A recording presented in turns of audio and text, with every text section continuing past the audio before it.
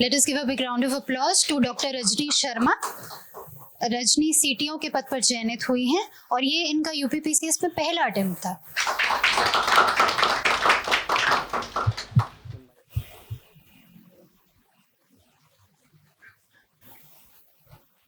Good afternoon everyone. मैं थोड़ी सी nervous हूँ, पर यहाँ पे सबने अपनी जर्नी जो बताई, जो जर्नी के फेलियर्स रहे वो तो सबने ही देखे हैं, सब स्टूडेंट्स ने देखे हैं। बट मेरी पर्सनल लाइफ शुरू से ऐसी रही है। मैं 9 साल की थी तब मेरी मदर का एक एक्सीडेंट में शी पास्ड अवे, और वो एक सेटबैक था।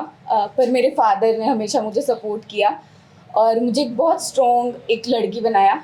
बट आफ्टर दैट मैं 19 ईयर्स की थी तो मेरे फादर का भी एक एक्सीडेंट में देहांत हो गया, और वो एक ऐसा सेटबैक था कि रिलेटिव्स ने बुलाना बंद कर दिया, बात करना बंद कर दिया। तो उस टाइम मैं अपनी ग्रेजुएशन कर रही थी, फर्स्ट ईयर में ही थी। सबने बोला पढ़ाई छोड़ दो, घर बेच दो और शादी कर लो, ऐसे कर लो। तो उस टाइम लगता था कि अगर मैंने ये कर लिया तो मुझे किसी ना किसी के ऊपर डिपेंडेंट रहना पड़ेगा।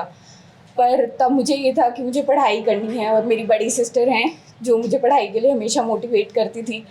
फाइनेंशियल चैलेंजेस भी थे, इमोशनल भी थे। और उसके बाद मेरी ग्रेजुएशन कंप्लीट हुई, और 2020 में मेरी नवंबर में मेरी ग्रेजुएशन कंप्लीट हुई। मैंने bachelor of homeopathy medicine and surgery किया है रोहतक से।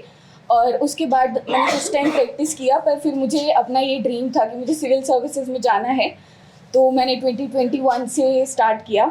सॉरी, मैं थोड़ा इमोशनल हो रही हूँ, पहली बार ये शेयर कर पा रही हूँ। ये जो जर्नी थी 2021 से मैंने स्टार्ट की। 2022 में प्रीलिम्स दिया, नहीं हुआ। और बीच में ऐसा होता था कि रिलेटिव्स की शादी हो रही है, उनके बच्चों की शादी हो रही है, कोई इनवाइट ही नहीं कर रहा है। तो ऐसे लगता था कि मैं नॉन एग्जिस्टेंट हूँ। मैं मेरी सिस्टर, ये हम नॉन एग्जिस्टेंट हैं। सोसाइटी में कोई इनवाइट नहीं कर रहा है, कुछ ये छोटी चीज़ें लगती हैं। बट उस टाइम पे वो मेंटल प्रेशर ऐसा होता है कि क्या हम हैं ही नहीं। जब तक पापा थे तब तक सब इनवाइट करते थे, होता था, सोसाइटी में एग्जिस्ट करते थे। एकदम से एग्जिस्टेंस ख़त्म हो गया।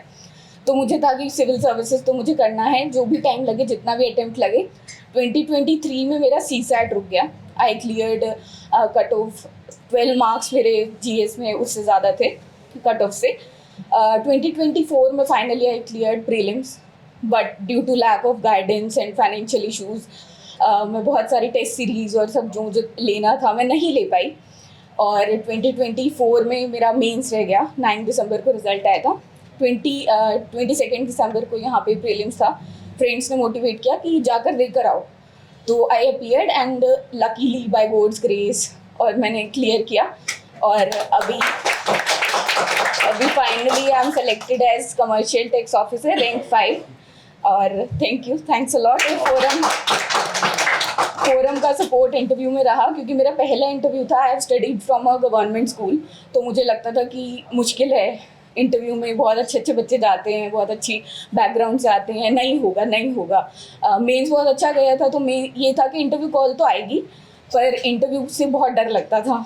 तो जो इंटरव्यू गाइडेंस प्रोग्राम रहा फोरम का, और इन सब ने बहुत हेल्प किया, और इंटरव्यू से अब फाइनली सिलेक्शन हुआ है। Thank you.